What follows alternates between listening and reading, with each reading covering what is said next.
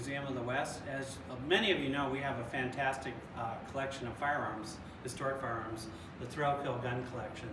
And this is the Winchester case. I'm going to do a little bit of history about Winchesters. The first Winchester was actually a pistol, and it had actually a lever on it, and it was called the Volcanic or Smith & Wesson lever action repeating pistol.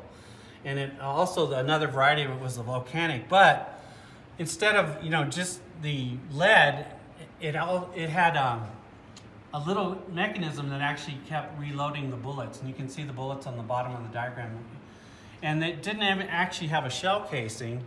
The actual powder was inside the lead bullet, so you can imagine there wasn't much powder to fire it.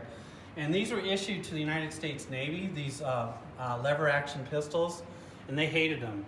The Admiral said, this is actually funny, the Admiral said, the bullets move so slow that you could swat them out of the air. So they did not like it because without the actual metallic casing with more powder in it, it didn't have enough powder to actually make the bullet trajectory go really fast and hit something and do some damage. But then the next improvement was this Jennings rifle, and instead of the lever action, it had a ring that went back and forth and reloaded.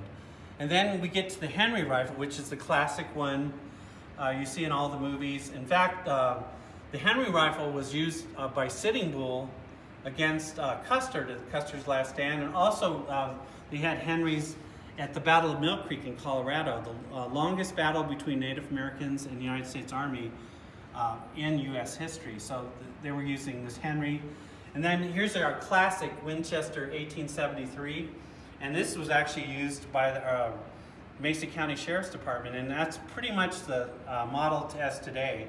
But it has a very interesting history, and this, the early West, was 1866, and it had a brass casing. It was called the Yellow Boy, and the Yellow Boy is one of the most famous pieces. There were 170,000 of these made and distributed. And a lot of people would say the Winchester would shoot Monday through Friday without reloading. So it's kind of a fascinating history, starting with this little pistol here that had a lever action that didn't work very well. But what was really great about this was the idea of a lever action converted to a rifle, which gave birth to the gun, the most famous gun of the West, the Winchester.